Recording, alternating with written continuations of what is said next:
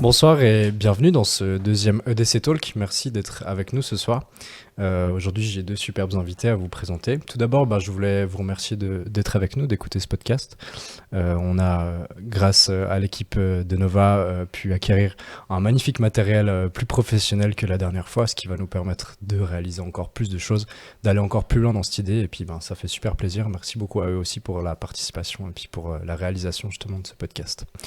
Tout d'abord, avant de commencer, petit rappel toujours, EDC3 qui est toujours disponible en librairie. Vous pouvez aussi l'acheter via notre compte Instagram, donc n'hésitez pas à justement l'acquérir si ce n'est pas déjà fait. Et on a aussi du merchandising, des chaussettes, des foulards et autres qui sont disponibles, des affiches si ça vous tente, selon ce que vous aimez. Donc n'hésitez pas à nous contacter ou à nous écrire pour justement acquérir tout ça. Donc aujourd'hui, on va parler, on a un sujet un peu spécial, on va faire un rapprochement entre l'art et le spirituel. L'idée, c'est de pouvoir un peu voir justement quels sont les liens entre ces deux domaines qui sont souvent très présents, même si on n'en parle pas beaucoup. Et pour ce faire, j'ai à ma gauche aujourd'hui Maxime Papeau. Bonsoir Maxime. Salut Maxime, bonjour tout le monde. Maxime qui est doctorant en sociologie, qui fait justement sa thèse en lien avec la spiritualité et puis les rapports avec le monde artistique. Il vous en parlera un petit peu plus après.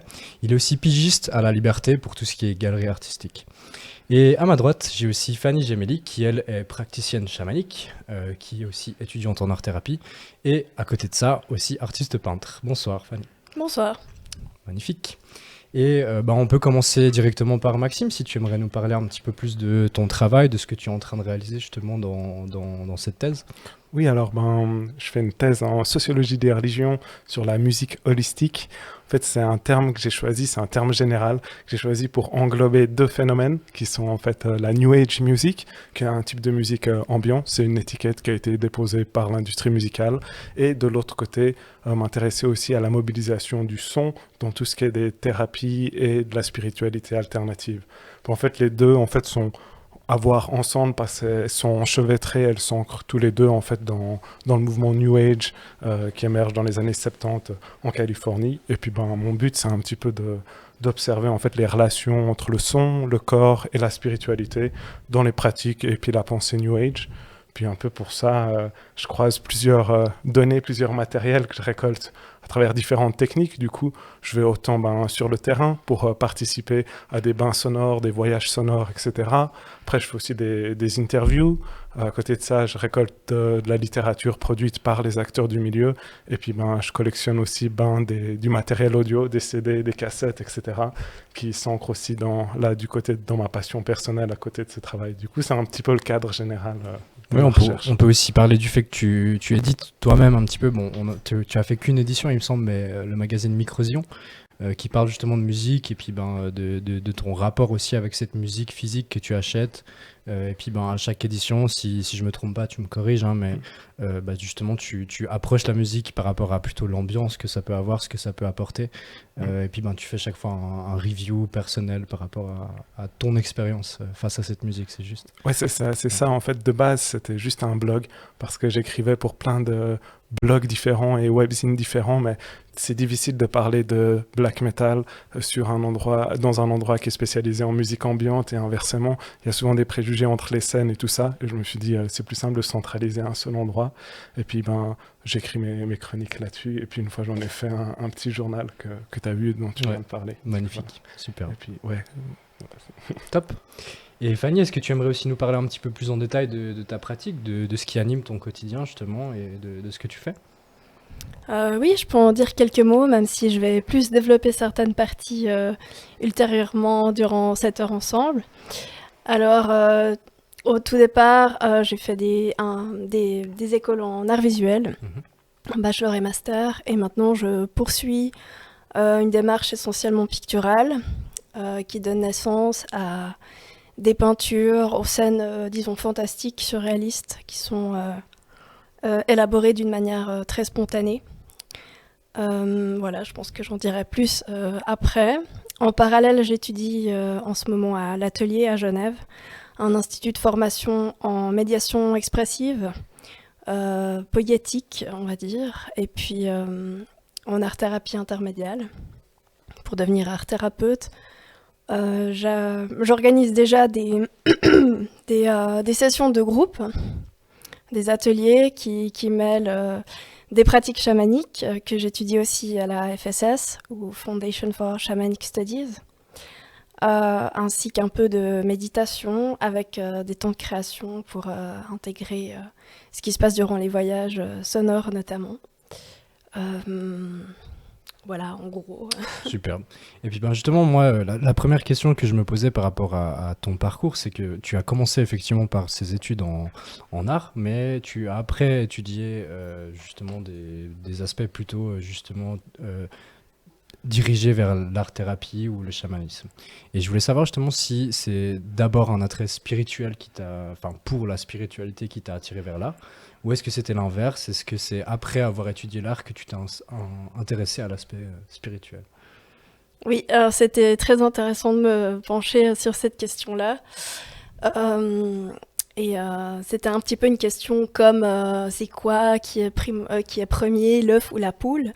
Je me suis rendu compte que les deux se sont développés d'abord en parallèle et que la première rencontre s'est passée en fait très tôt dans ma vie entre ces deux domaines. C'est un événement un peu intime, mais voilà, c'est à la mort d'une sœur. J'ai commencé à faire des dessins, je les ai mis dans la cheminée et pour qu'elle puisse les percevoir. Et à ce moment-là, je me suis rendu compte comment finalement, mais a posteriori en fait, la pratique artistique ou les productions artistiques pouvaient avoir un lien avec ce qui était de l'ordre de l'invisible, du mystère, de l'incompréhensible. Magnifique. Ouais. Et puis on peut aussi se poser la question justement, c'est toi tu es aussi artiste peintre, tu peins beaucoup principalement, et tu écris aussi si je ne me trompe pas. Et puis je voulais justement te demander comment est-ce que tu retranscris cette spiritualité dans tes créations artistiques? Est-ce qu'il y a vraiment quelque chose qu'on peut voir, percevoir, ou c'est plus en trame de fond par rapport à toi, ton processus? Compliqué comme question un petit peu. Compliqué comme question. Est-ce qu'on peut le percevoir dans les œuvres? Je pense que c'est de toute façon quelque chose qui est beaucoup plus personnel aussi, mais pour toi, est-ce que justement vraiment ce que tu ressens spirituellement est mis visuellement sur tes œuvres ou bien pas? Dans une certaine mesure, les œuvres peuvent servir de jalons ou de lieux, disons, d'ancrage et d'expression de certaines découvertes qu'on pourrait qualifier d'existentielles ou de métaphysiques, qui ont un certain lien avec la spiritualité. Et du coup, potentiellement, c'est perceptible aussi par les spectateurs ou dans la lecture des œuvres. Magnifique. Et puis en fait, peut-être que la question à poser avant ça serait même justement pour toi, en termes de processus, comment est-ce que tu abordes cette partie plus spirituelle dans ton travail? Est-ce que ça fait vraiment partie justement de ce processus créatif, ou c'est plus aussi quelque chose qui est de toute façon là, que tu utilises de toute façon? Est-ce que ça t'arrive peut-être aussi parfois de créer simplement, de faire de la peinture sans avoir vraiment ce lien, ou c'est vraiment, ça fait partie prenante du processus? Et puis je me demandais justement si tu pouvais nous expliquer un petit peu aussi un peu plus ce processus, qu'on puisse imaginer aussi qu'est-ce que c'est concrètement.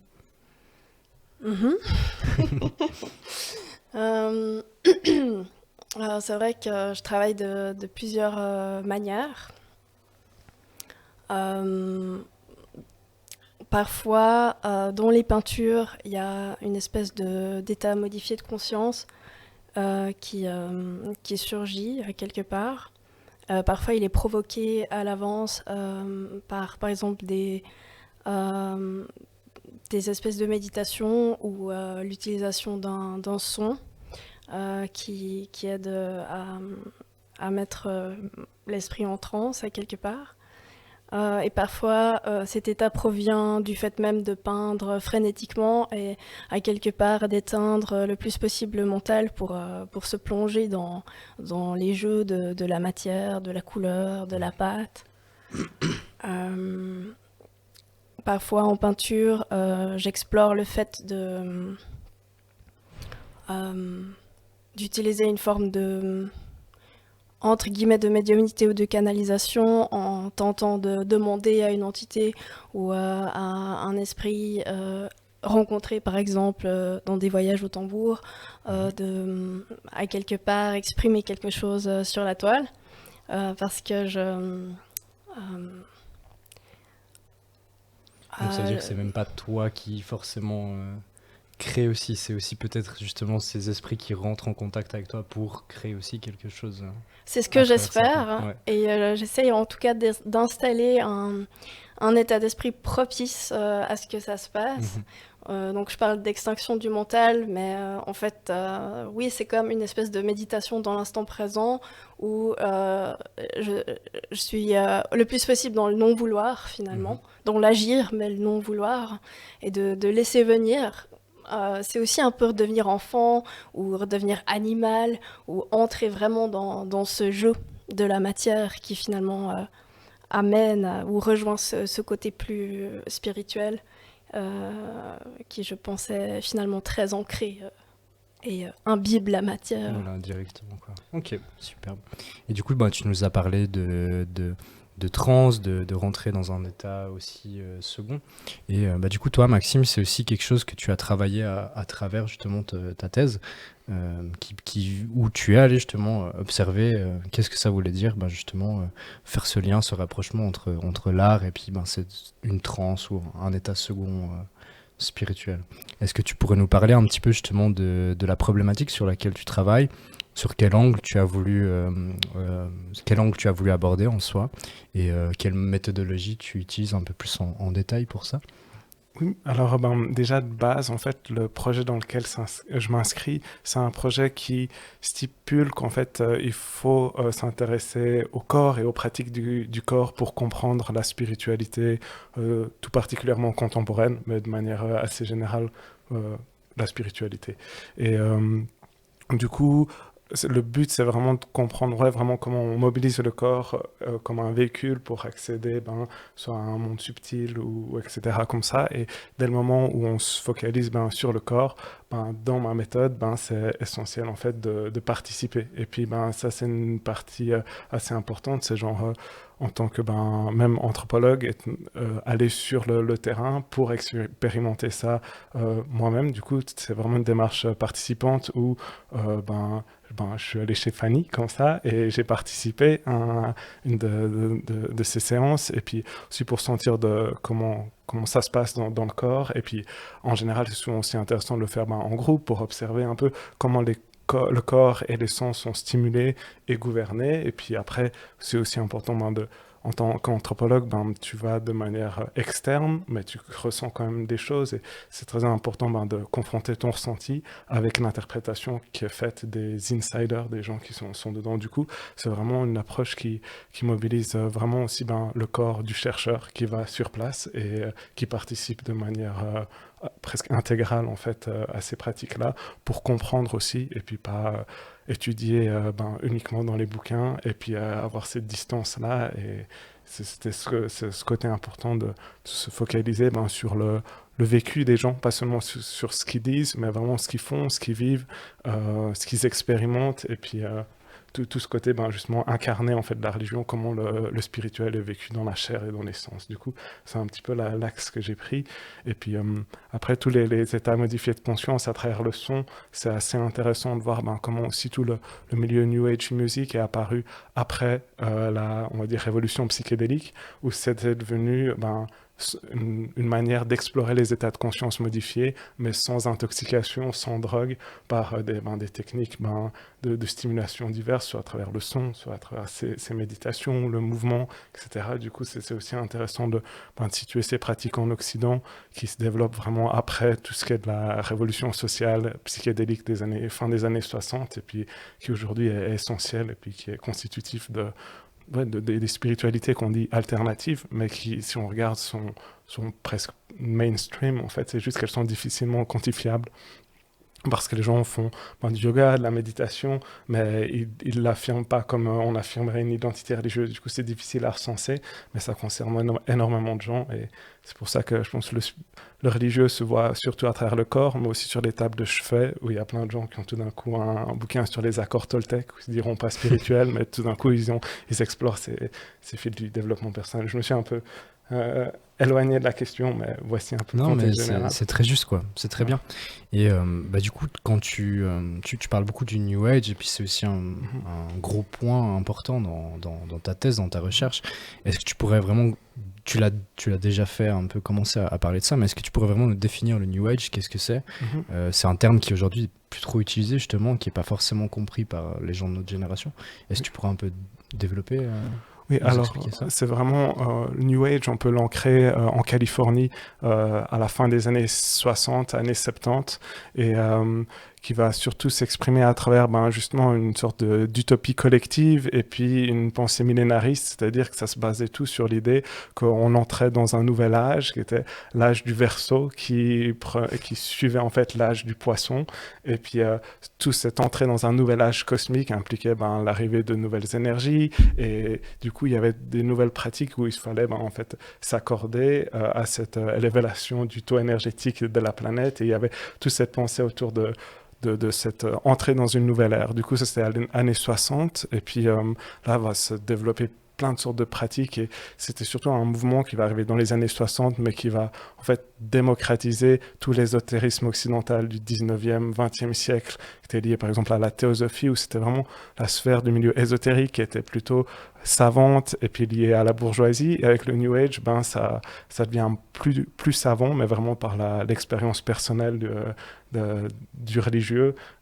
Et puis voilà, du coup, ça c'était un peu le changement qui est dans les années 60. Et après, dans les années 80, en fait, le mouvement va passablement se commercialiser, et en même temps on va perdre cette idée un peu millénariste d'entrer dans un nouvel âge cosmique. Il y aura aussi moins l'idéal collectif en fait, puis plus individuel, et puis c'est à partir des années 80 on parle de post-New Age, où c'est vraiment là on se retrouve plutôt dans ce qu'on voit plus souvent, tout ce qui est des spiritualités du bien-être et du développement personnel qui sont juste omniprésentes maintenant, et ça c'est un peu l'évolution de New Age. Et du coup c'est vraiment un moment important qui marque genre un peu l'entrée vraiment dans la modernité pour le sujet en fait des spiritualités contemporaines en Occident. C'est un peu ça, c'est ce milieu New Age, retenir années 60, Californie, démocratisation de l'ésotérisme, et puis qui est constitutif de ce qu'on est aujourd'hui, et qui mélange l'idée en fait d'expérience personnelle et puis individualisée du religieux, aussi beaucoup une part d'exotisme, où il y a un grand intérêt pour les pratiques soit indiennes, soit chamaniques amazoniennes, puis ça fait une sorte de mélange d'ésotérisme, de développement personnel, et c'est ça qui constitue un petit peu cette nébuleuse mystico-ésotérique, comme certaines l'appellent. Ok, voilà. Magnifique. Merci pour cette belle leçon d'histoire sur le New Age, quoi. En tout cas, c'est assez fascinant, et c'est vraiment constitutif de ce qu'on est maintenant. Ouais, on voit qu'il y a beaucoup de rapprochements entre ce qu'on peut voir aujourd'hui et effectivement toutes les pratiques style yoga et tout qui viennent pas du tout d'ici, mais qu'on pratique énormément en Occident. On a vraiment perdu ce côté religieux, mais les pratiques sont encore là, et la même chose pour ce qui vient du New Age, qui s'est transformé en quelque chose de plus simplement bien-être, développement personnel, quoi. Et puis beaucoup pensaient que la religion avait disparu, mais c'était juste qu'on n'avait pas l'habitude de la voir ailleurs que dans une église. Du coup, c'est juste qu'elle s'est déplacée, elle s'exprime ailleurs et différemment.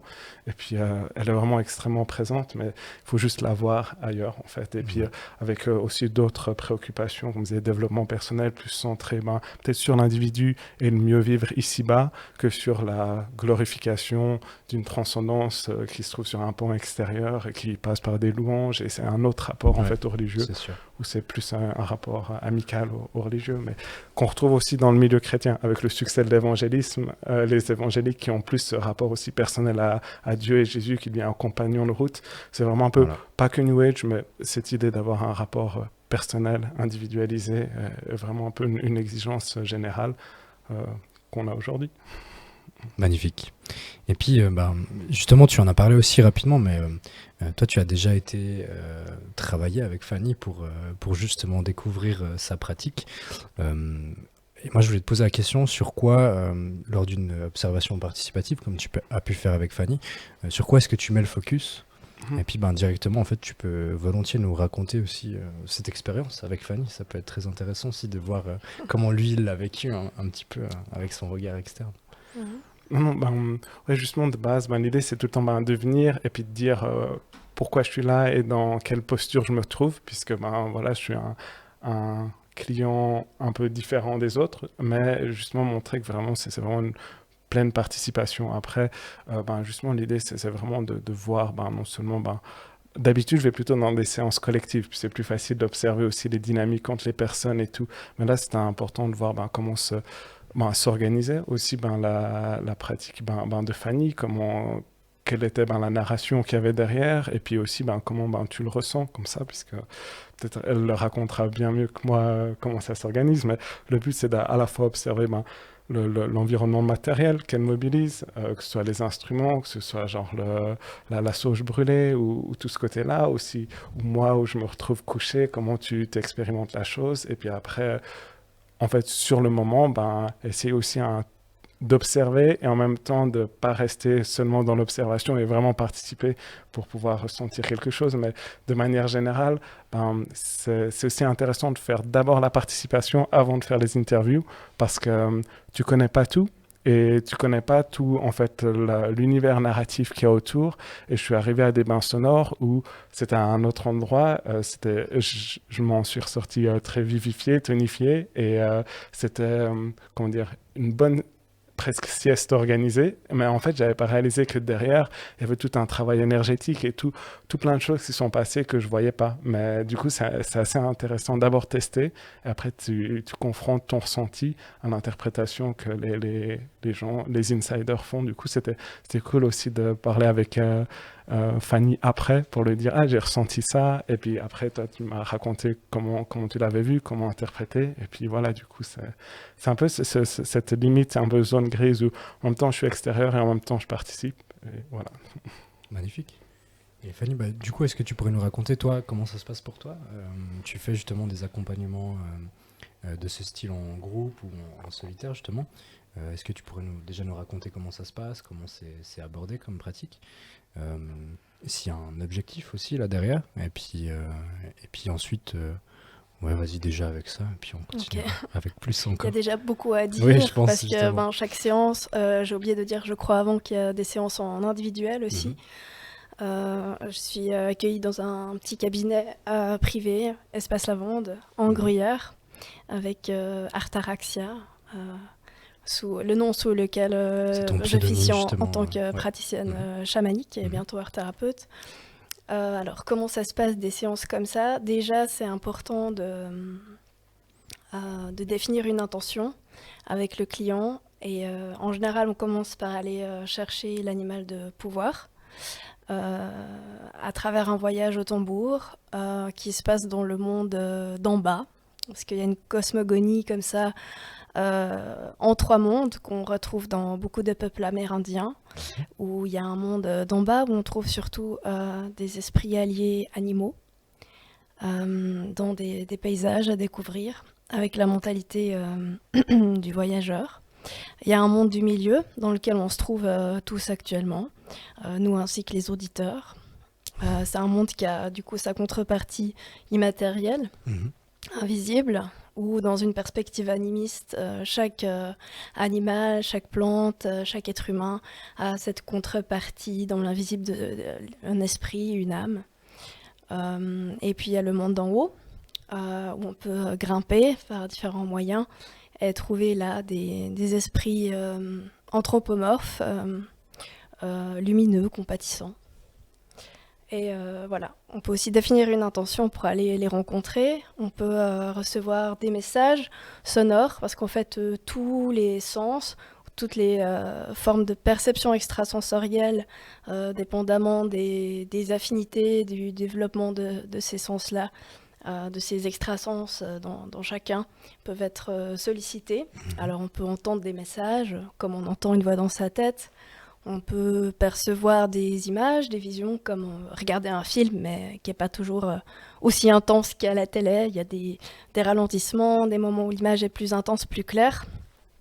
On peut sentir des choses dans son corps, donc ça peut être kinesthésique, ou synesthésiques.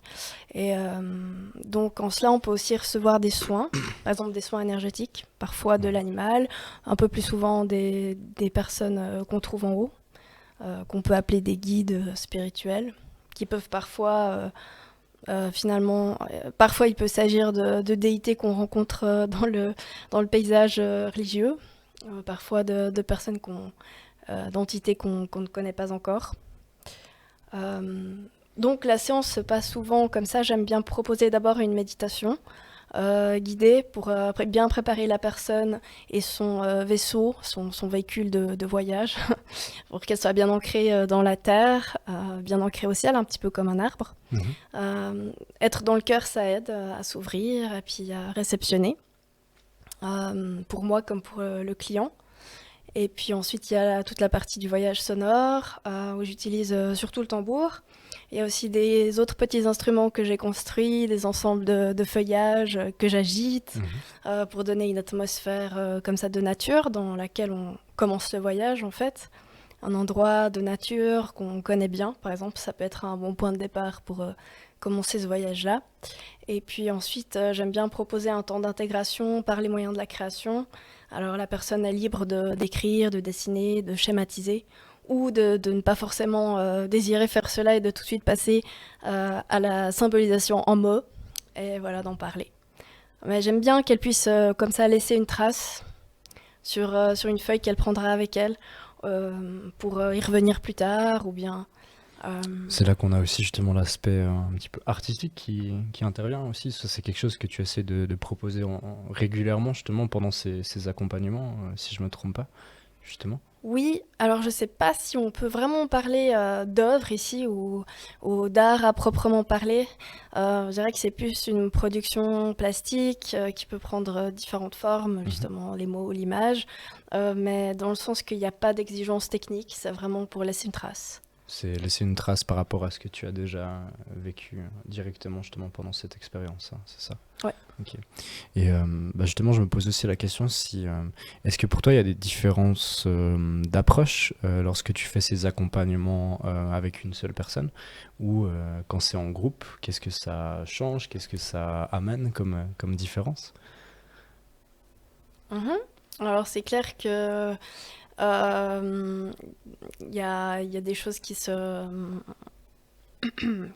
transvasent d'une situation à l'autre, et le groupe apporte tout ce qu'un groupe apporte finalement, comment dire, l'intersubjectivité, la richesse des partages, de l'expérience de chacun, dans la mesure où, comment chacun a envie de l'exprimer au groupe. Ça peut être enrichissant pour chacun. Ouais. Il y a des liens qui peuvent se faire entre les expériences, entre les personnes. Parfois, il y a de la création collective aussi, pourquoi pas. J'ai pas encore beaucoup exploré cet aspect, mais j'espère bien le faire plus. Oui, c'est chouette. Et puis de se dire justement que c'est une expérience très interne quand même, je pense. Tu me dis si c'est pas le cas ou si ça peut être autre chose, hein, mais j'ai le sentiment justement que c'est une expérience très interne, personnelle, mais justement que ça t'amène à aller chercher beaucoup plus loin à l'extérieur. Et puis justement cet aspect d'avoir le collectif avec soi, d'être en groupe, ensemble, ça doit être intéressant de pouvoir collectiviser ça après les séances justement. Ouais, complètement. Et il y a plein de manières différentes de faire des feedbacks aussi créatifs sur les œuvres produites, enfin sur les productions plastiques après, par exemple. Et de s'enrichir encore de ce que les autres perçoivent, de ce qu'on a exprimé. Et est-ce que justement ces personnes qui entrent dans ce processus créatif, j'imagine qu'il y a beaucoup de choses en général qui ressortent quand même de cette expérience. Est-ce que c'est plus lié à cet état de méditation ou en général, ou plutôt est-ce que ça vient justement de rencontres avec des êtres spirituels ou autres? Tu me parles du résultat de l'expérience. Exactement. Alors, ça varie de personne en personne et d'expérience en expérience. Parfois, il s'agit de rencontrer un paysage, une suite de paysages, et le paysage peut en soi évoquer beaucoup de choses. un état actuel, intérieur, un désir, un besoin. Parfois, ça peut être une rencontre avec un allié. Parfois, des situations aussi, vraiment un peu comme au cinéma, qui se passent avec les alliés dans les différents mondes. Et puis, Est-ce qu'il y a des confrontations aussi, justement, qui peuvent se produire, des choses où, ben, justement, c'est plutôt des ennemis, on peut dire comme ça, que des alliés? Je sais pas si c'est en mode déjà... conflictuel, Ouais. il peut y avoir des choses un peu étranges parce que ces esprits n'ont pas forcément la même moralité, le même sens moral que la plupart des êtres humains Mhm. ici, du fait qu'ils ne connaissent pas le fait de décrépir, j'allais dire, de dégénérescer, enfin de vieillir, de mourir. Du coup, ça leur a... Ça donne tout une autre approche, un autre regard, quoi, qui est Voilà, vraiment ouais, externe exactement. à notre monde, Il y a peut-être des j'imagine. choses parfois qui Ouais. peuvent être choquantes pour nos yeux, mais qui en réalité restent, je pense, inoffensives et qu'on peut utiliser, disons, pour notre compte d'une manière ou d'une autre. D'accord, Mm. très bien. Et bah, je me posais aussi la question, tu as parlé avant justement d'esprits qui pouvaient être bénéficiaires, c'est-à-dire aller jusqu'à soigner des personnes ou des choses comme ça. Mhm. Est-ce que tu pourrais nous dire aussi justement comment est-ce que l'art peut aider spirituellement une personne ou même en général et peut-être même inversement comment est-ce que cet aspect spirituel peut influencer l'art d'une personne vu que c'est aussi toi ta pratique? Oui, alors là, j'ai plein de choses assez... j'ai pris mes notes parce Très que... bien, il y a des choses à dire. Exactement. Alors...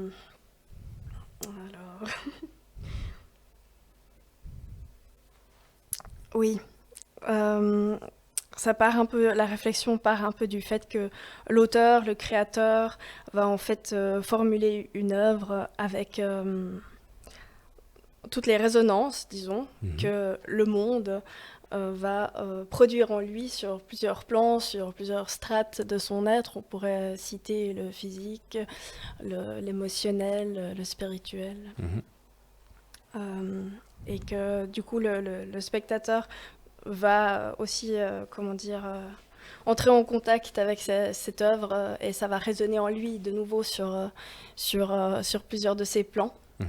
Donc là, déjà, il y a un réveil finalement de notre capacité à raisonner face à un objet, face à une œuvre, qui va pouvoir allumer des petites parties comme ça, des petits étages de nos êtres. Ouais. Et du coup, basiquement, nous apporter quelque chose sur un plan spirituel, nourrir notre réflexion, nourrir peut-être notre compréhension, ou voilà, faire naître quelque chose, peut-être aussi l'envie de créer. Et justement cette envie de créer est-ce qu'elle est voilà elle est influencée justement par ces esprits par cet aspect justement spirituel et est-ce que ça peut aussi être l'inverse? Comment ça l'inverse?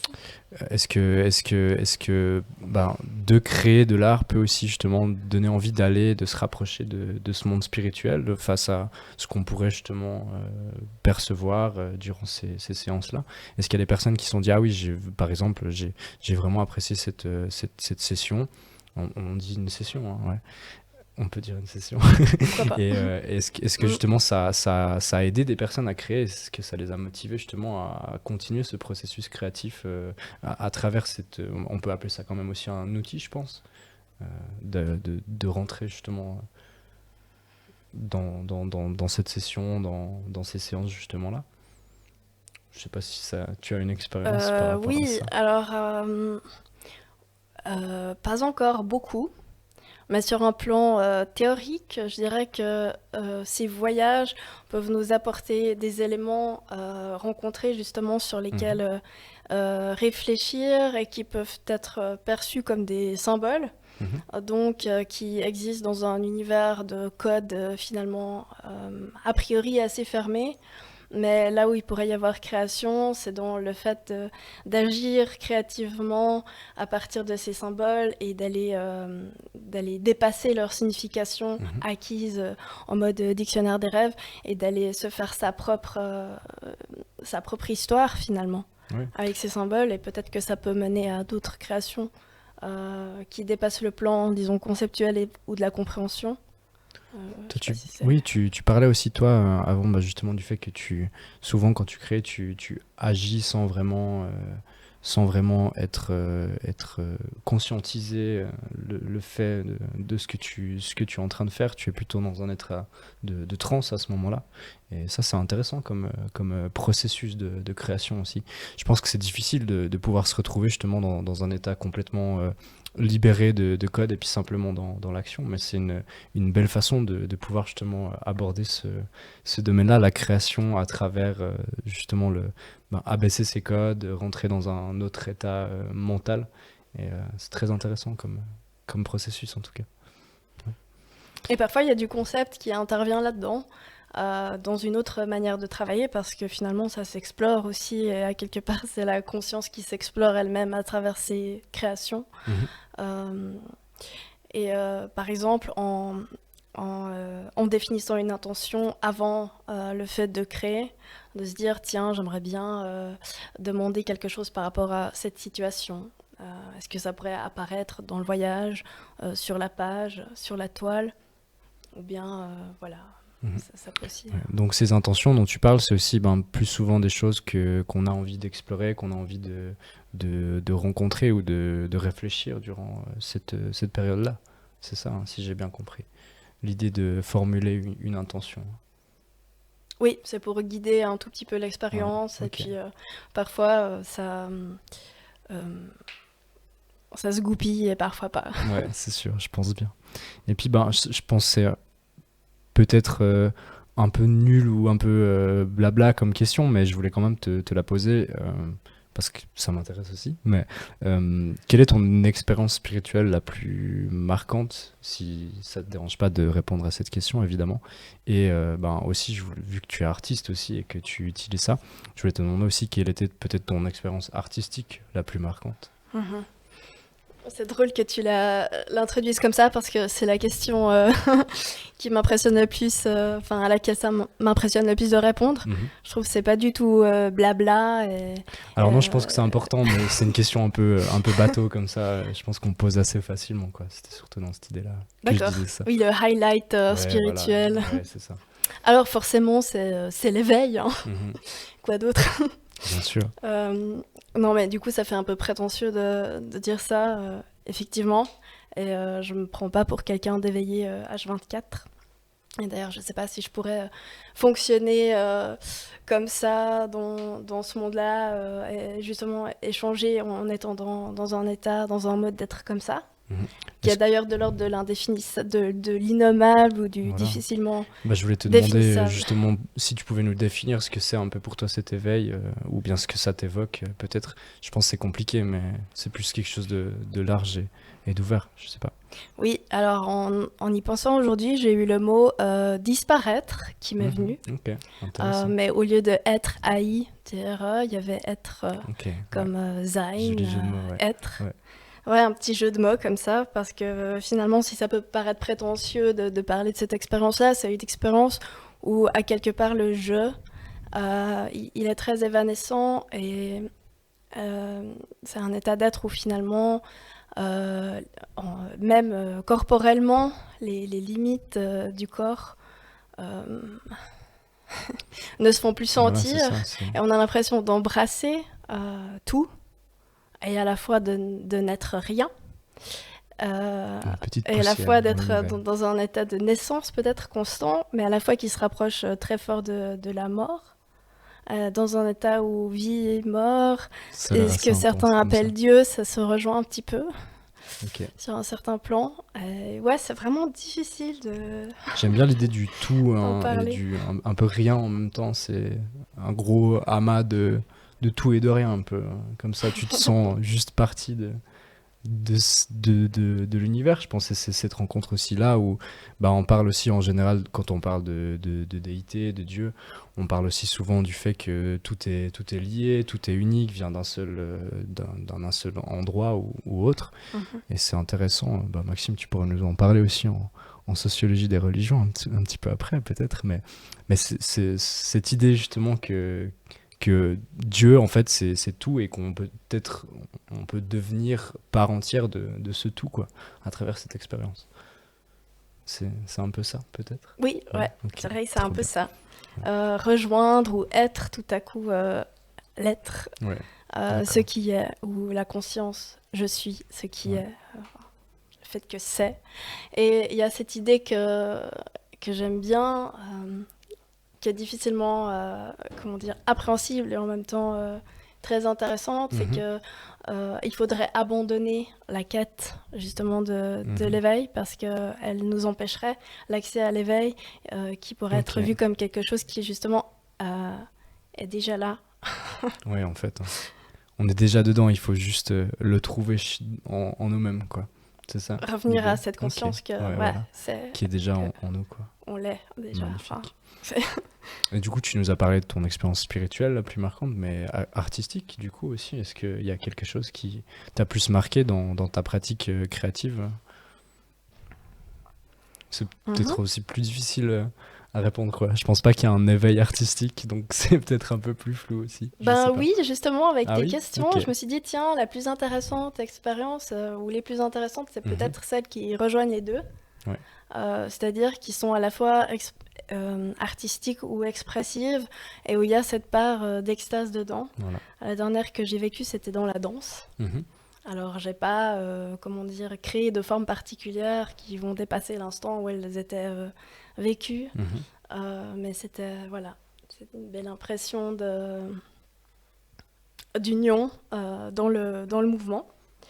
Et sinon, une expérience artistique marquante, c'est, comment dire, la peinture depuis que je suis plongée dans cette série de peintures avec ces scènes fantastiques. À chaque fois, c'est vraiment l'éclate quand je suis Quand là-dedans. tu produis ça, quoi. Ouais. Ouais. Magnifique. Super. Alors bah du coup on t'a posé la question, on peut aussi poser la question à Maxime maintenant. Toi qui as vécu beaucoup d'expériences justement en rapport avec cette spiritualité, est-ce que tu pourrais nous raconter des anecdotes ou bien une expérience vraiment marquante à travers tes rencontres? C'est plutôt ouais, des découvertes comme ça, puisque ouais, pour parler vraiment là du coup plus à la première personne, je me suis lancé vraiment dans la sociologie des religions parce que je venais du milieu du black metal qui était foncièrement anti-religieux. Du coup, je voulais comprendre pourquoi les gens en fait croyaient et puis c'était vraiment une posture de base. Ben, à la fin, quand tu t'étudies, tu t'abandonnes ça. Mais au tout début, ben, c'était vraiment mon leitmotiv, c'était plutôt comprendre pourquoi, parce que ça dépassait mon entendement en fait. Et puis après, tu commences à étudier, tu finis par relativiser, tu finis assez agnostique comme ça, et les gens ont leur raison. Et puis c'est très intéressant de comprendre en fait les fonctionnements sociaux qu'il y a là derrière. Ce qui fait qu'en fait, je trouvais intéressant de jamais juger si c'est vrai ou pas vrai, mais juste savoir ben, qu'est-ce que les gens font, qu'est-ce que ça comment dire, exprime sur la société dans laquelle on est. Mhm. Et puis ben, c'est quelque chose après que je revoyais aussi ben, avec les articles en galerie. Puis c'était tout le temps ben, comment dire, voir la religion comme voir l'art comme une production sociale qui à la fois est le miroir de la société, du coup qui dit des choses sur nos préoccupations du moment et en même temps qui a quand même un pouvoir à transformer cette société. Du coup, c'est assez intéressant de le voir comme miroir et en même temps comme agent.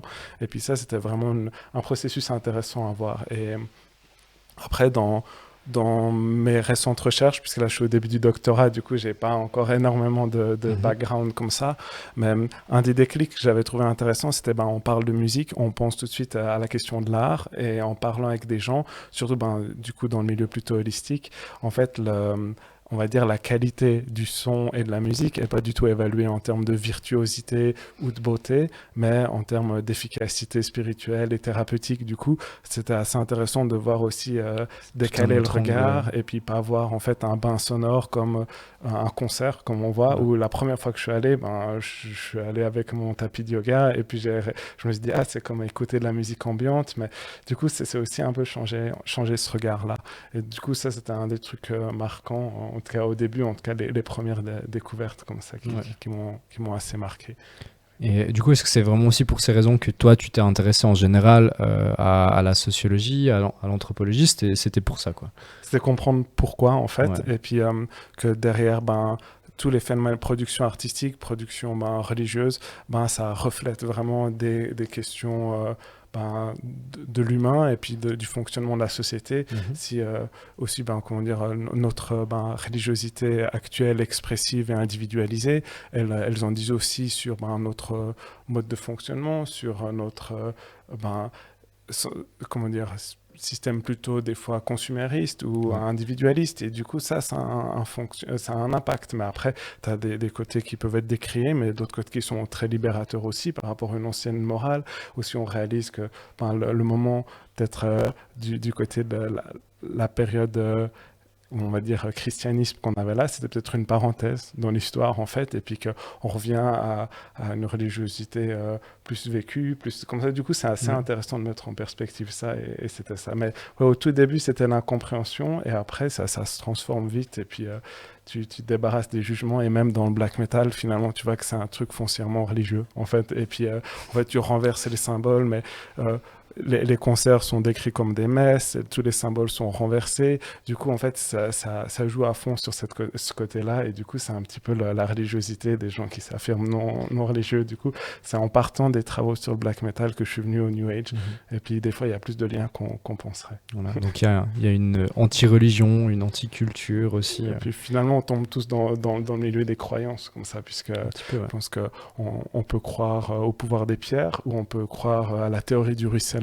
Je pense que c'est des croyances, c'est ce qui structure notre rapport au réel, et que vraiment, on pense souvent la réalité en termes de phénomènes naturels, lois physiques, etc.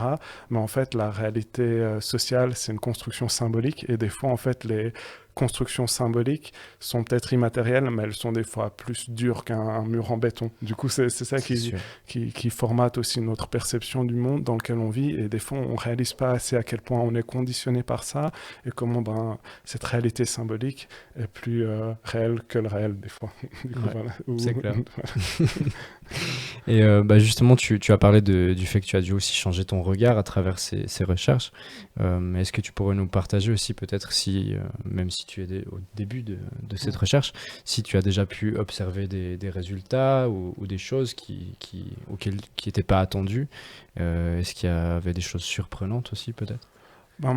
Le côté où j'ai failli me perdre un bon moment, c'est l'incroyable monde des fréquences, en fait, où ça s'ancre sur toute une forme de théorie des correspondances. Et puis ça remonte vraiment jusqu'à l'Antiquité, où en fait ça remonte à Pythagore, en fait, qui a déterminé qu'en fait les rapports entre les intervalles musicaux correspondaient aux distances entre les planètes. Et cette idée, ça a évolué, et puis tu as beaucoup de grands penseurs, Pythagore, aussi Galilée, tous des personnes qu'on connaît plutôt pour leur rapport dans les sciences dures, étaient très investis dans le côté ésotérique, à chercher en fait les lois cachées de la nature. Du coup, on est parti des distances entre les planètes qui correspondent aux intervalles musicaux. Après, il y a eu des correspondances avec l'organisation des organes, et aujourd'hui, on va vers aussi sur l'organisation des chakras, et tu as plein de liens, et ça, c'était vraiment un univers assez fascinant dans lequel je me suis retrouvé,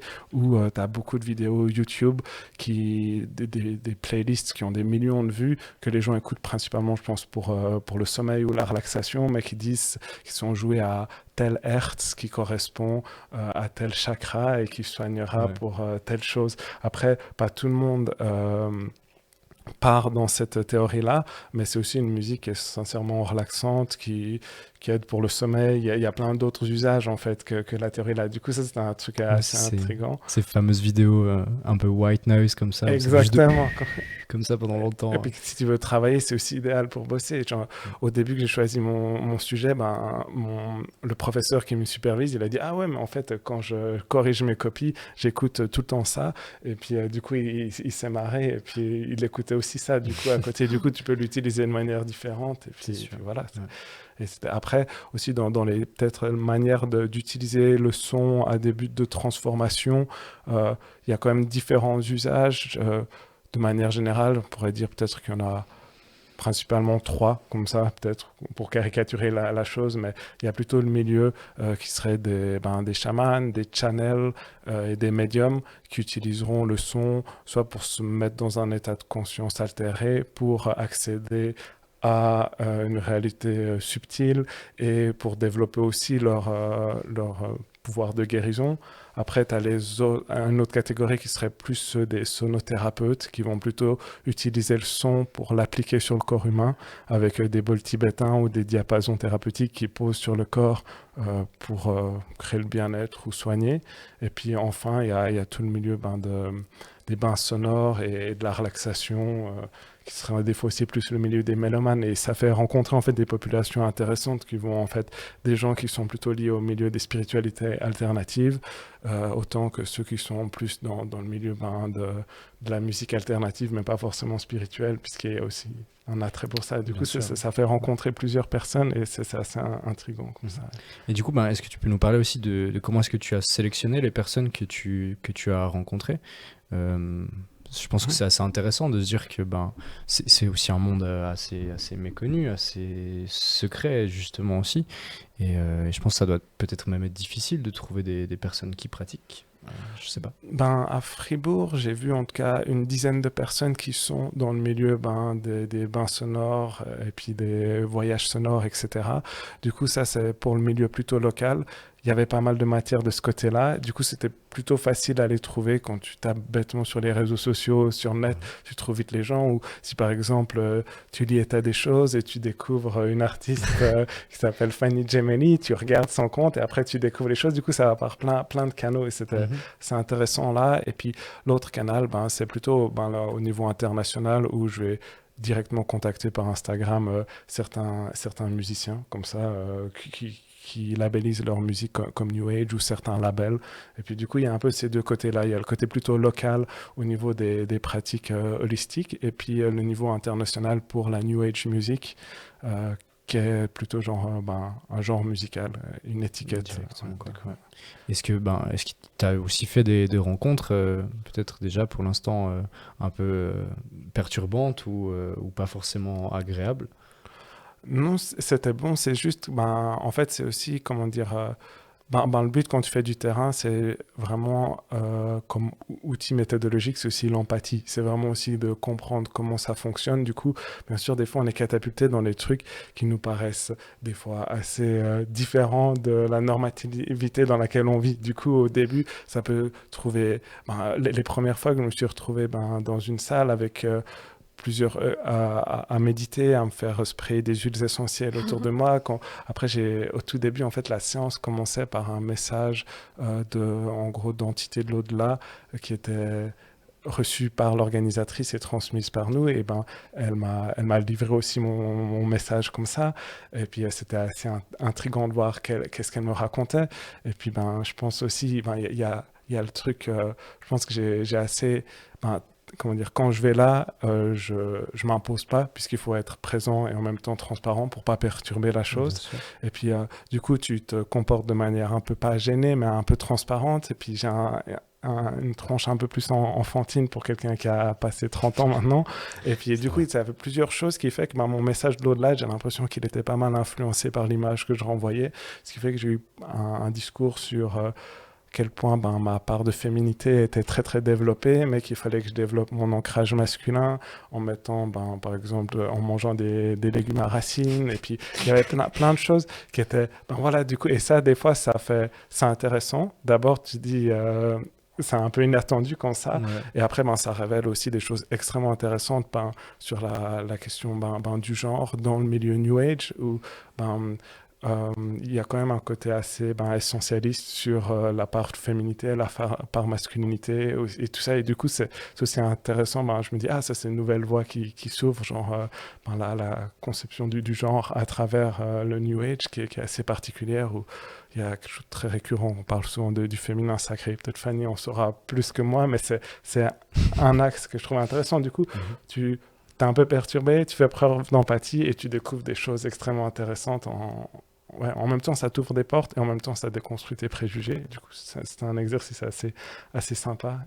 Et en même temps, il y a quand même le côté cool d'entrer dans des univers qui ne sont pas ceux que tu fréquentes tous les jours. Et puis, justement, après le lendemain, tu vas à un concert de black metal où les gens se badigeonnent la tronche de sang. Et du coup, il y a des contrastes et c'est aussi assez génial, ce côté-là. C'est sûr.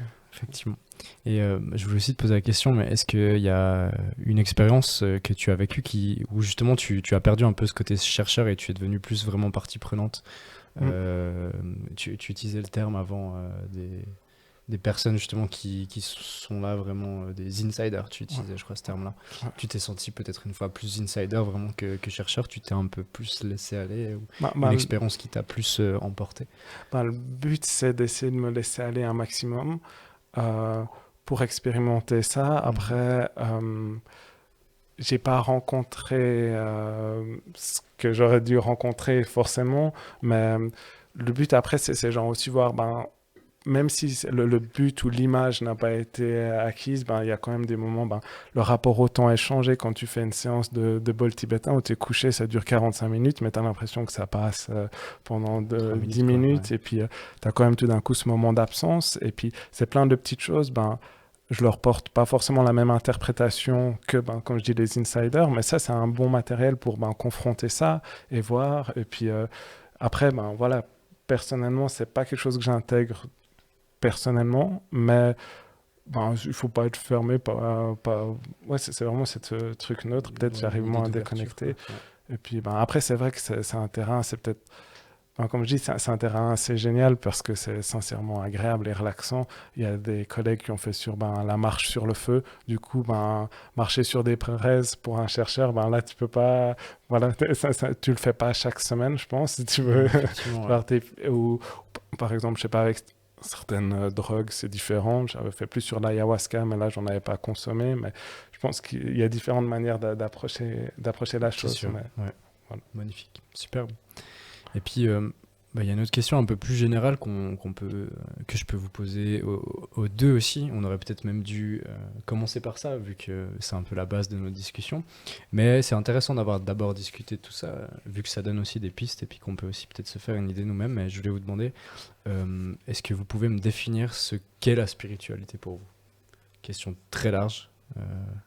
Ou bien est-ce que vous pouvez parler de votre approche personnelle de la spiritualité? Maxime? Ok, alors ouais, c'est une super bonne question parce que c'est un terme extrêmement répandu aujourd'hui Ouais. et qui est vraiment polysémique. Du coup, normalement, justement dans ma posture, j'essaie de pas tant en fait essayer de le définir, mais voir comment les gens mobilisent cet objet qu'on appelle spiritualité. Du coup, ça c'est ma posture principale. Après, de manière générale, pour le situer un petit peu, je trouve que c'est un terme qui est intéressant parce que à partir des années 70, il change un peu de sens et puis en fait, il est extrêmement mobilisé par opposition au terme religion. Et ça, c'est un truc assez intéressant qui explique aussi notre changement de rapport au religieux, où la spiritualité le terme spiritualité sera utilisé pour désigner tout ce qui est de l'ordre de l'expérience personnelle, expressive, libre, et puis des expériences qui sont, genre, on va dire, non exclusives et puis temporaires, par opposition à la religion, qui est perçue comme plus institutionnelle, dogmatique, rigide. Et du coup, c'est un terme pour moi qui est intéressant parce qu'il reflète aussi en fait, cette opposition, dualité qu'on retrouve beaucoup dans le discours des gens qui disent je suis pas religieux, mais je suis spirituel. Du coup, c'est un terme qui est assez intéressant et qui reflète en fait un autre rapport à la religiosité.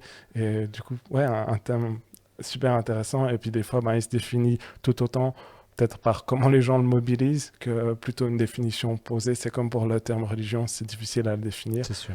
Ou alors demander aux gens qui le pratiquent comment ils veulent le définir. C'est sûr. Et toi, Fanny, est-ce que tu as ta propre définition de la spiritualité? Alors c'est clair que je pourrais les définir comme cet ensemble de pratiques quotidiennes qui impliquent une forme de actualisation, réactualisation constante de quelque chose que je pourrais nommer comme à la fois un centrage, un alignement, une espèce de connexion, à la fois à moi, au soi, à la nature, si on prend acception large de ce que pourrait être entre guillemets Dieu, même si je sais que ça fait frissonner quelques personnes. Tant mieux. Et je comprends pourquoi. Ma foi, mettons les pieds dans le plat. Ouais, il faut. Et après, j'étais intéressée d'aller voir étymologiquement ce que c'était que la spiritualité. Mhm. Et je suis tombée sur Alors, spiritualita, spiritus. Spiritus, le souffle. Mhm. Et Ok, ça intéressant. ça m'a bien parlé. Ouais. Je pense que ça reflète pas mal tout cet invisible qui nous habite. Et Comme un petit vent derrière l'oreille. voilà, derrière l'oreille et en même temps qui envahit jusqu'au bout des doigts. Voilà. Et dont l'animisme parle très bien, par exemple. Enfin, parle très bien. Non, je crois pas que ça parle forcément beaucoup. Peut-être que ça se sent et qu'il y a quelque chose qui se passe comme Ouais. ça. Plutôt du ressenti. Au-delà des croyances Ouais. dans le corps, finalement. Ok. Ce qui est intéressant, c'est quand même que le terme, il s'ancre dans cette définition du christianisme, qui faisait cette dualité entre justement corps et esprit, qui était la base de cette idée de spiritualité, et que tout d'un coup, tu as une sorte de renversement de situation depuis les années 70, où en fait, non seulement on abolit cette distinction corps-esprit, mais en plus, on utilise le terme dans une perspective qui est plutôt opposé à ce christianisme ou cette religion chrétienne. Du coup, je trouve que c'est assez intéressant le basculement du terme, en fait, de son origine chrétienne, et puis aujourd'hui, de sa reconfiguration, et qui est utilisé comme aussi moyen d'émancipation, peut-être par un ordre plus moral de la religion, etc. Ouais, c'est clair. Très intéressant. Si j'ose proposer m'aventurer dans une espèce d'autre interprétation ou élucubration autour du corps, quelque chose d'important, il me semblait que j'ai oublié auparavant, et qui fait aussi le lien entre quelque part la pratique artistique et tout ce qui est métaphysique, qui évoque aussi l'aspect métaphysique, pour moi essentiellement de la peinture, et que certains auteurs ont aussi développé dans ce sens-là, comme Kandinsky ou Marion Milner, cette psychanalyste qui faisait de la peinture et qui réfléchissait sur ce qui venait automatiquement dans ses peintures. Alors, je me perds un petit peu, mais il y a aussi Léonard de Vinci qui a beaucoup réfléchi Ok. sur les formes. Peut-être que je vais partir de son exemple pour arriver dans ma petite thèse. Et alors lui, il a développé ce qu'il appelle le sfumato. En partant, alors imaginez tout d'abord ce problème figure, fond, comment est-ce qu'il s'agence, quels sont les liens entre les deux. On peut aussi prendre point et plan, c'est un petit peu plus abstrait. Et donc Léonard de Vinci, il a commencé à développer ce sfumato, qui était comme un manifeste qui disait presque la ligne n'existait, et si la ligne n'existait pas, et qu'en fait le corps, il émane comme ça dans l'espace, et puis est-ce qu'il a une limite, ou est-ce qu'il fait comme ça, comme un dégradé comme ça dans l'espace. Et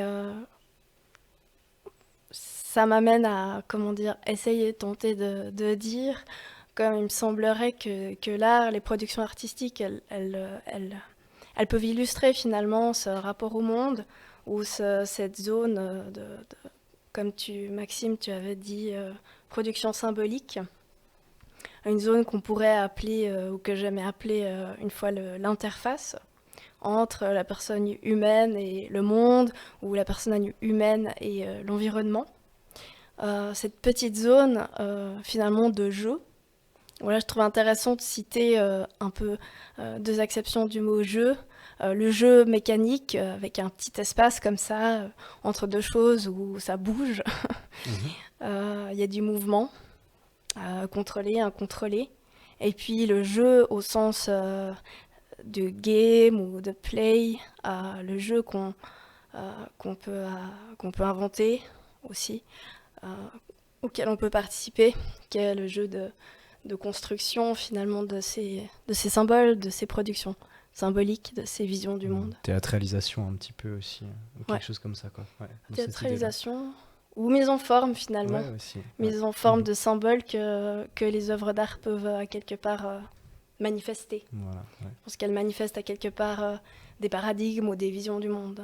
Ouais, puis c'est intéressant, comme tu avais dit justement chez De Vinci aussi, cette idée de sfumato qui en fait va casser aussi un peu les barrières, justement l'idée de se dire qu'il n'y a pas de limite précise, mais que justement l'idée c'est de déconstruire ces limites et puis d'aller chercher au-delà un petit peu. Très chouette, magnifique. Très belle définition de la part de chacun et chacune d'entre vous de ce que pourrait être la spiritualité. Et puis, par rapport à ça, je voulais aussi vous demander une question aussi un peu plus en général par rapport à justement ce qu'on fait et puis l'idée générale de la spiritualité, dans le sens où il y a quand même beaucoup d'a priori face aux personnes qui peuvent être spirituelles ou bien à certaines pratiques ésotériques ou holistiques et autres. Et puis, je voulais vous demander à chacun et chacune d'entre vous aussi, lesquels de ces a priori vous avez dû déconstruire ou auxquels de ces a priori vous avez dû faire face, toi plutôt dans ta pratique et toi plutôt dans ta recherche. Qui aimerait commencer? Fanny?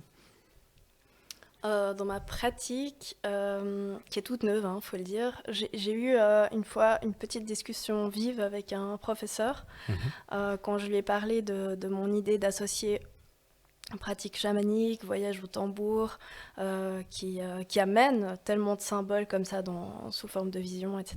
Et l'art-thérapie, où justement l'accent, il n'est pas du tout mis, en tout cas dans notre approche, sur l'interprétation. Donc on est loin des codes très fermés où signifiant et signifié forment un couple très, très strict. Tu vois. Et du coup, il était assez critique face à cette idée.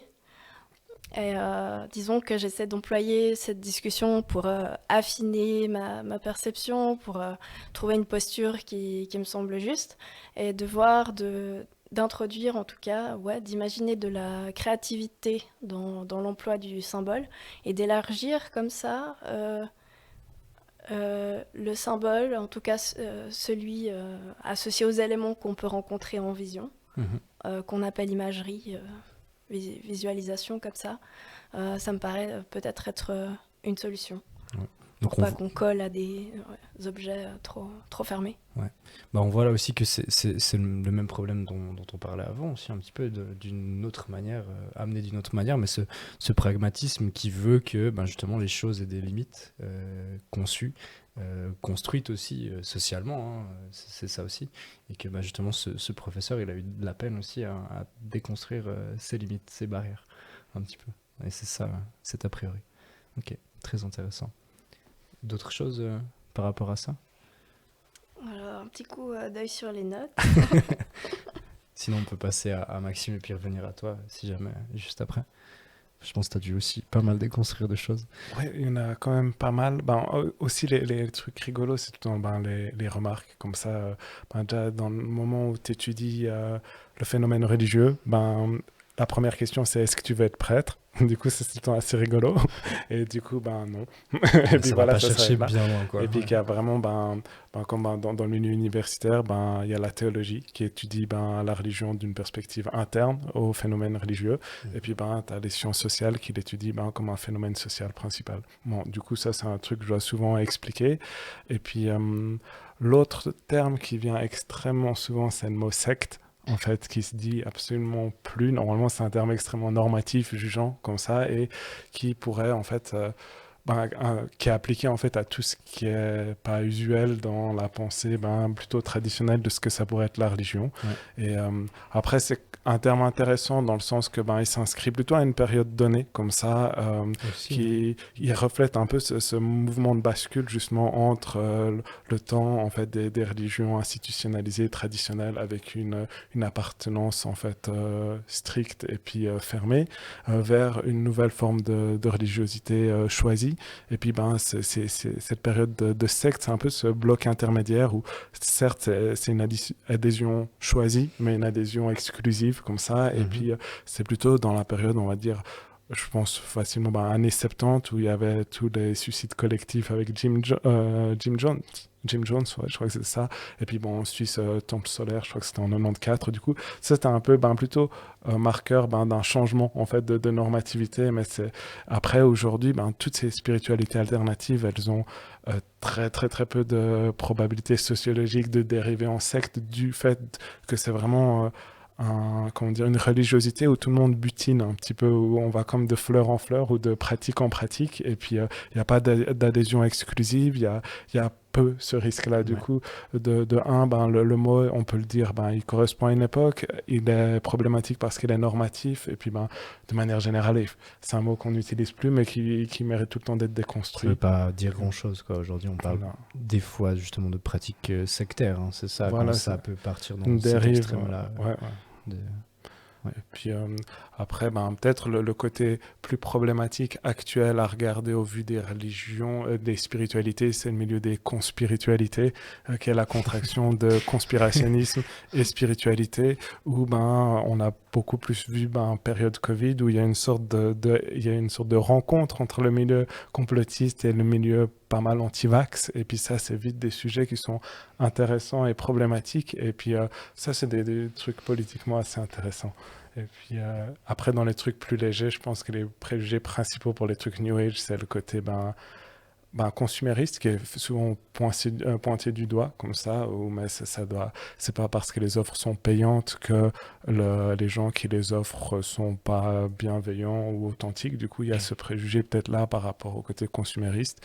Et puis l'esthétique kitsch, mais qui peut aussi créer une sorte d'orientalisme esthétique, où des fois une fée kitsch peut se retrouver dans un musée d'art contemporain maintenant. Du coup, il y a quand même ce côté le label mauvais goût, mais qui est récupéré dans un côté cool comme ça. C'est aussi d'une culture populaire aussi, en somme, et puis très intéressant aussi ce côté esthétique de... Après, après je laisse la parole, mais intéressant, je voulais dire avant de finir, c'était aussi une problématique que les gens peuvent plus peut-être se poser aussi dans les musées, ou je vois dans les galeries, c'est la manière en fait d'exposer en galerie des objets qui sont pas artistiques, mais qui sont présentés comme artistiques. Par exemple, un personnage assez connu suisse, c'est Emma Kunz, qui était médium et radiesthésiste, qui faisait en fait des compositions géométriques pour sa pratique de divination. Et aujourd'hui, en fait, ces sortes de cartographies mentales sont exposées à travers le monde entier, comme pour leur attrait artistique. Et du coup, il y a ce côté-là un peu comment on présente les choses. Après, on peut le voir aussi des fois comment on présente aussi des objets d'autres cultures qui ont une fonction religieuse, et puis on les retrouve dans les musées pour leur attrait esthétique, ce côté artification d'objets religieux qui portent en fait certaines symboliques peut des fois être problématique. En tout cas, ça c'est un truc intéressant du côté des musées, un peu comment on traite ces objets-là. Est-ce que c'est déontologique de trop les artifier, ou il faut les présenter dans leur pluralité? Ça, c'est une question qui est bonne à poser. Très très intéressante comme question, effectivement. Est-ce que tu as autre chose à nous partager par rapport à ces a priori un petit peu, Fanny? Oui, il y a carrément la question du délire. Quand on a de telles croyances, ou qu'on peut faire part finalement de tels vécus, je dirais qu'il faut bien choisir à qui on le partage, parce que ça résonne pas pour tout le monde.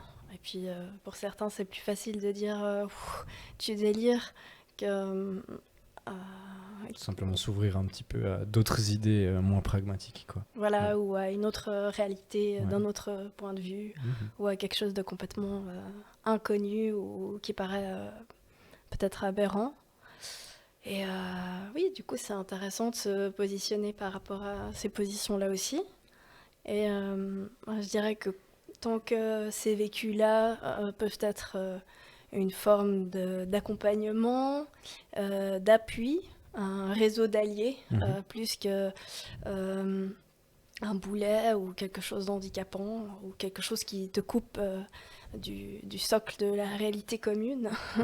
Alors c'est toujours bon à prendre, et ça devient, ça fait partie de ce petit grain de folie qui est sympa et qui peut étendre l'existence, le champ d'horizon de l'existence, à quelque part rendre la solitude impossible. Ouais. Très chouette. Et puis moi j'avais encore juste 2 questions pour toi, je crois, Fanny. Oh. Pour terminer, si ça t'embête pas, je suis désolé, hein. Mais je voulais te demander justement aussi, tu nous en as parlé déjà aussi un peu, mais personnellement pour moi qui ai vécu que très peu d'expérience justement d'éveil spirituel ou de rentrer en transe ou comme ça. Je voulais te demander justement sous quelle forme est-ce que ça se révèle un petit peu, si on peut dire ça comme ça. Est-ce que c'est justement des révélations, des visions, tu nous as parlé justement d'énergie, ou bien est-ce que c'est plutôt des flux qui peuvent être plus momentanés ou constants? La question du channeling, si ça te concerne. Non? Alors peut-être que tu pourrais Il y a nous en plein de dire aussi questions en une. quelque chose, quoi. Ouais, c'est drôle que tu fasses part, je sais plus exactement ton propos, mais de cette méconnaissance, ou de cette, je vais pas dire virginité, mais On peut aussi utiliser ça alors un qu'en petit peu. fait, tous les termes que tu proposais, je pourrais que acquiescer à ces ok. termes-là, Alors, en fait, c'est bon, finalement. c'est plutôt bon. Et puis, bien sûr, je connais pas les formes de tout le monde. Et chacun je pense que la spiritualité prend autant de formes qu'il y a de personnes. Et c'est quelque chose c'est très beau aussi. de beau, que ça s'exprime dans la multitude de manières multiples. Et alors, c'est vrai que je pense qu'on peut parler de révélation tout autant que de vision. Il y a des personnes qui ont justement certaines perceptions extrasensorielles plus aiguisées que d'autres, et certains vont peut-être avoir des phénomènes d'ordre un peu visuel, certains vont peut-être avoir des voix plus prégnantes que d'autres, et plus ou moins ennuyeuses ou intéressantes. Il peut s'agir aussi de ressentis énergétiques, corporels, qui se développent de plus en plus et qui deviennent de plus en plus sensibles. Alors je dirais qu'à un certain niveau, l'énergie est toujours là. Elle constitue tout. La physique quantique l'atteste en ce moment. Autant elle circule en nous, et il y a des systèmes, disons, de médecine qui étudient ça de manière très élaborée, comme la médecine chinoise, par exemple, où c'est sans arrêt en train de circuler. Et on peut en avoir plus ou moins conscience. D'une certaine manière, les affects, comme ça nous touche, comme ça nous traverse, ça nous transperce, c'est aussi ce type d'énergie, je pense, qui se manifeste. Ça me fait penser à une autre question, du coup, mais est-ce que justement, c'est peut-être cet aspect où chaque personne va vivre ça aussi différemment, qui fait que c'est autant quelque chose de mécompris, de peut-être aussi difficile d'accès dans un sens?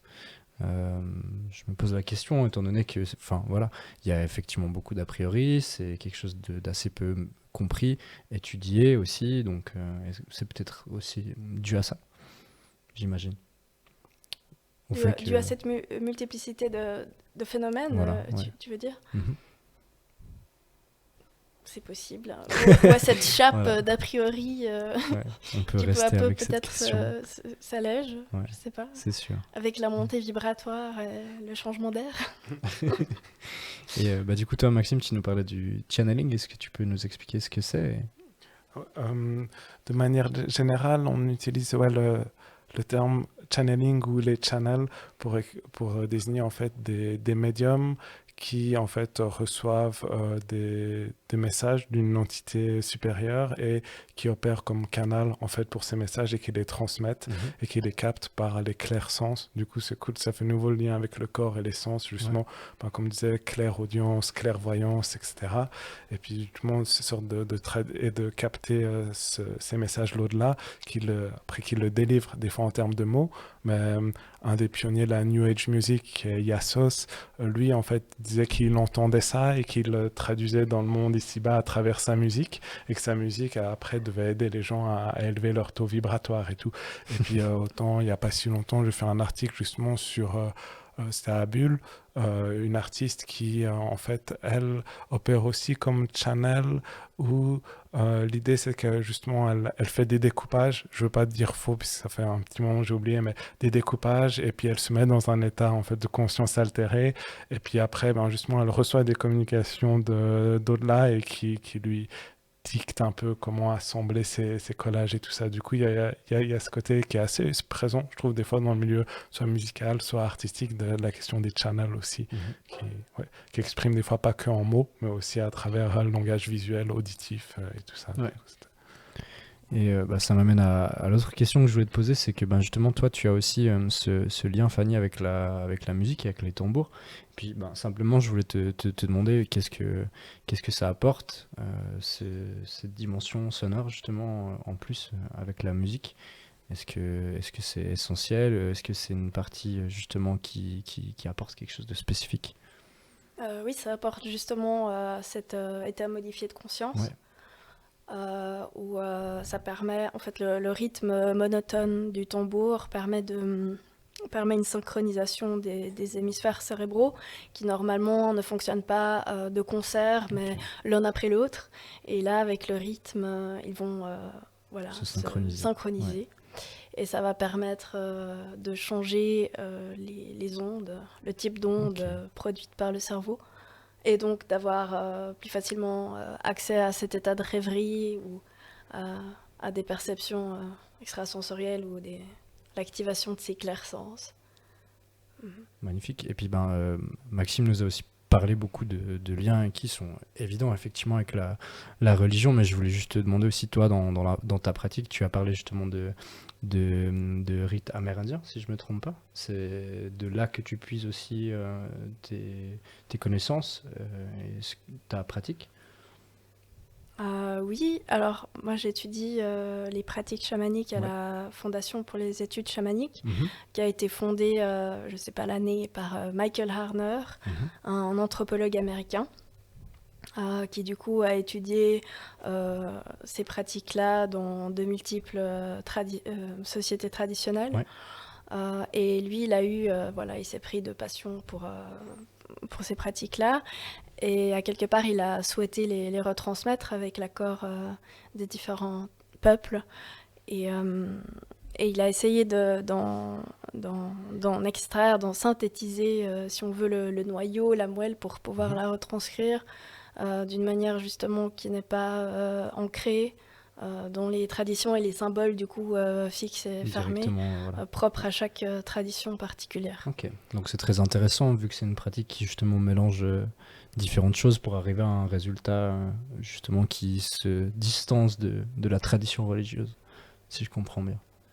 Oui, à quelque part, c'est une transformation, mais qui a quelque part, j'espère, qui reste fidèle aux enseignements initiaux, à quelque part, qui est adapté, disons, au monde occidental, Aussi. au nouveau contexte laïque, disons, Mhm. dans lesquels se pratiquent actuellement les pratiques chamaniques en mode un peu New Age et pot pourri de culture et d'inspiration. Ouais.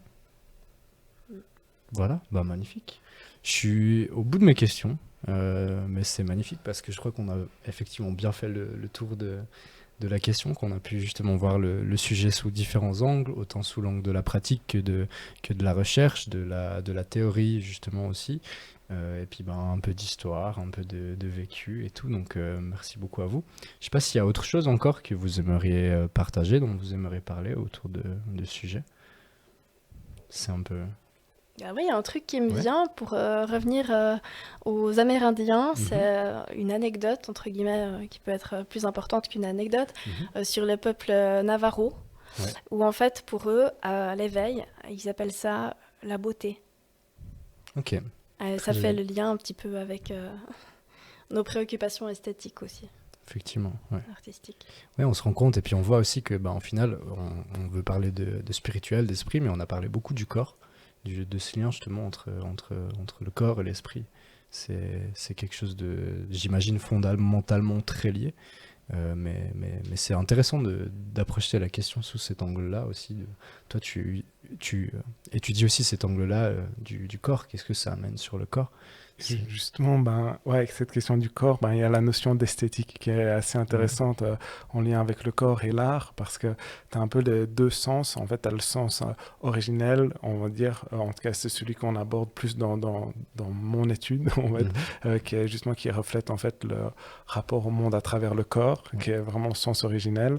Et après, tu as plutôt le sens qui est donné plus dans le milieu histoire de l'art ou esthétique, réfère à la notion de beau. Et du coup, c'est une sorte de...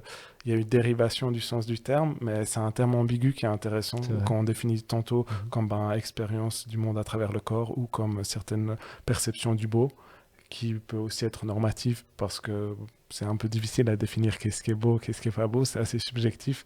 Ça, c'est le truc où je débat très volontiers avec ça. Justement, quoi, ouais. Effectivement. Chaque société a aussi sa propre définition de ça, j'imagine, quoi. Donc ça se ressent aussi là-dedans. Ça peut justement amener des différences par rapport à comment on aborde aussi la spiritualité par rapport à cette perception propre de l'esthétique. Ouais. Maxime, autre chose aussi que tu aimerais nous partager avant qu'on se quitte? Peut-être de manière juste générale sur la New Age music. J'ai moins parlé de ce genre musical en fait, qui est vraiment, je l'ai utilisé le mot, des fois, je dirais pas, justement aux gens qui travaillent, j'ai dit le milieu holistique. Général, c'est moi qui l'ai choisi puisque le mot New Age peut être des fois mal connoté, justement kitsch ou consumériste ou peu importe comme ça. Du coup, c'est un mot qu'on utilise moins. Mais dans le cadre de la New Age music, c'est vraiment une étiquette qui a été donnée par l'industrie de la musique à ce type de musique qu'on appelait autant musique transformative, musique cosmique, musique méditative. Et c'est un monde assez intéressant qui est aussi une musique qui est apparue dans les années 50, 60 comme ça, autant du côté des channels, je disais Yassos qui entendait ces communications de l'au-delà, qui transformaient en musique pour élever le taux vibratoire des gens, et de l'autre, il y avait le milieu plutôt psychologie et puis neurosciences, qui est assez fasciné par des fois le côté religieux et qui frise un petit peu, qui se mélange un petit peu des fois avec le côté religieux. Et là, au tout début, il y a un des pionniers qui s'appelait Stephen Halpern, qui lui a voulu en fait développer en fait des accompagnements thérapeutiques par la musique dans des hôpitaux et qui a fini par commercialiser sa musique et qui est devenu un des pionniers de ce genre-là. C'est de la musique d'abord qui avait pas grand succès, puisque c'est juste des plages très ambiantes. Pour l'industrie de la musique, ça manquait peut-être un peu de punch comme ça, mais à partir des années 80, il y a eu tout d'un coup un beaucoup plus grand intérêt pour cette musique qui a vécu un boom dans les années 2000, mais qui a été complètement retourné parce qu'on est parti de la musique ambiante, l'industrie de la musique s'en est emparée, a mis un côté plus pop dedans, et on est arrivé à des choses comme Enya, qui est aussi drôle, mais si on regarde, c'est assez différent en fait, Enya du côté ambient plutôt, et puis après le genre est un peu tombé en désuétude dans les années 2000, et puis depuis les années 2010, il trouve un regain avec plusieurs labels qui rééditent ces cassettes, principalement des cassettes, ce qui était intéressant, c'est que je choisis ce sujet aussi du fait du regain d'intérêt pour la musique. Je suis entré par la musique et je suis après entré dans l'étude du milieu holistique. Et puis toute la période 2020 de la pandémie a été paradoxalement assez bénéfique pour ce genre de musique, parce qu'on n'écoute pas la même musique dans un club à 3h du matin ou coincé à la maison. Et du coup, c'est assez relaxant. Du coup, c'était aussi un truc qui permet un peu de baisser le côté anxiogène d'une pandémie, et puis de créer une sorte de dansant sonore qui apaise comme ça. Du coup, il y avait un intérêt là. Et c'est bien d'avoir le podcast maintenant, puisque si on retourne en club là, peut-être qu'on va réoublier un petit peu la vague ambient, mais c'est un milieu assez fascinant comme ça. Du coup, c'était pour le chapitre plus New Age Music. Du coup, voilà. Magnifique, merci de ton approche personnelle. Et puis, il me semblait que tu m'avais dit que tu prenais quelques disques avec à nous présenter. Je voulais prendre, et puis j'ai pas eu le temps de passer, mais je suis sûr qu'il y aura de quoi diguer quelques vinyles chez Ablette. Sûrement, ouais. Écoutez, je crois qu'on va se laisser là-dessus, si ça vous va. Et puis, j'en profite justement de discuter d'Ablette pour les remercier pour leur accueil. On est bien sûr toujours dans les locaux d'Ablette Records, qui sont eux-mêmes logés dans Frisson. Merci beaucoup à eux pour l'accueil. Merci beaucoup à Nova pour la production de ce podcast.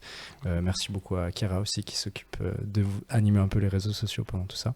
Merci beaucoup Maxime, merci beaucoup Fanny pour votre participation, pour vos points de vue et puis votre approche très intéressante intéressantes, chacune de ce sujet-là.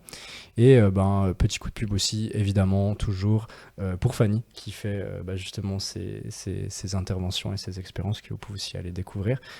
Son compte, c'est Artaxia. C'est ça, hein? Artaxia. Artaxia, pardon, ouais, je me trompe toujours. Sur Instagram. Sur Instagram. Et puis, n'hésitez pas aussi à découvrir ce que fait Maxime aussi, soit à travers les pages de La Liberté, quand il parle des galeries artistiques de notre canton, ou bien de suivre justement son blog Microsion, où il poste aussi souvent des mix qu'il fait avec différents styles de musique très intéressants. Voilà.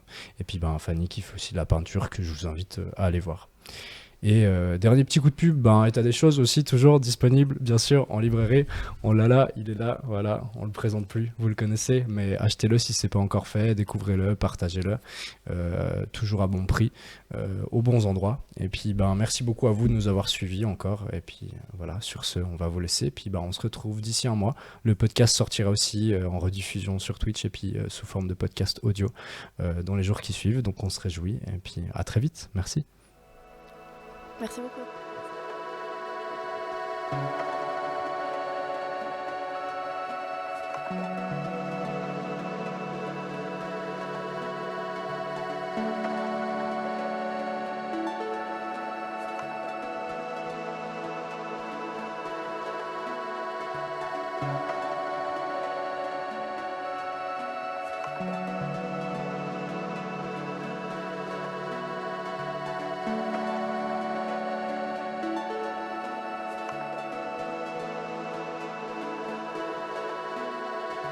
Thank you.